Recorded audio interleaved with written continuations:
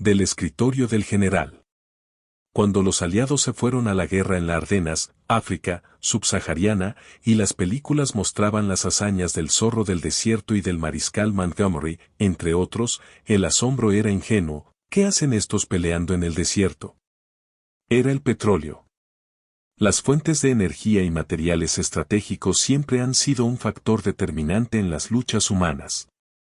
En igual forma se estableció el objetivo de la península de Crimea durante el imperio de Catalina la Grande de Rusia, 1729 a 1796, viuda de Pedro I, de la cual la guerra y la paz del gran escritor León Tolstoy, es autor y protagonista de esta guerra por la conquista de Crimea, 1783, guerra contra los tártaros.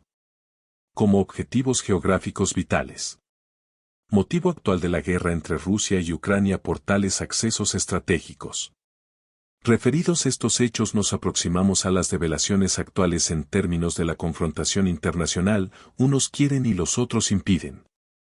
Confabulando intereses, por espacios vitales. La geografía frente a la geopolítica.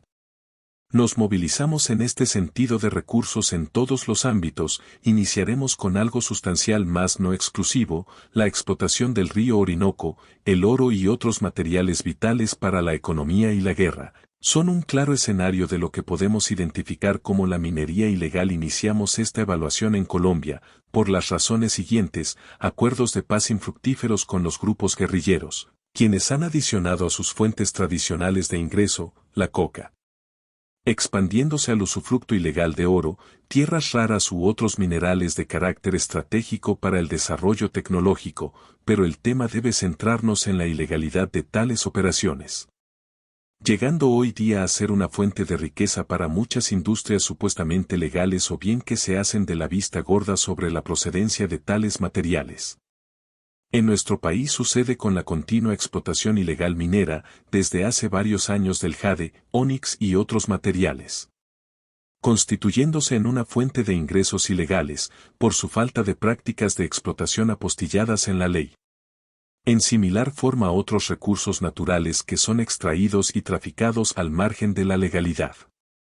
Sin duda a muchos de los lectores le vendrá a la mente lo dificultoso y corrupto de los mecanismos para la legalización de dichas actividades económicas, las cuales debieran ser naturales y fáciles de realizar.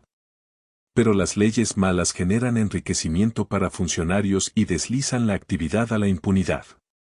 En forma similar estas actividades mineras son perseguidas por ONGs de perfil internacional con la misión de impedirlas, por la competencia. Hemos escuchado por muchos años los comentarios de la riqueza petrolera, oro, níquel, plata, plomo y muchos otros materiales. Y con más asombro la movilización de organizaciones populares de corte socialista pelear por los recursos naturales.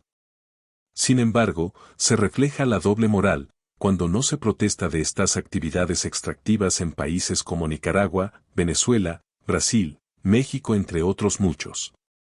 Y cuando refiero otros, es mundial, África, Asia, el Medio Oriente, Suramérica y Norteamérica.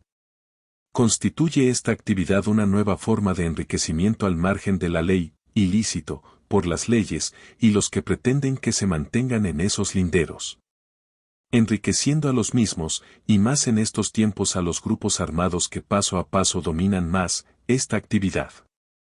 La expansión de los grupos armados ilegales, llámese narcos, guerrillas, protectores, liberadores, todos persiguen el enriquecimiento ilícito. En Chapinlandia tenemos uno diferenciado, el robo de energía eléctrica, que no es el único, varios países ya lo tienen, al igual que los huachicoleros en México.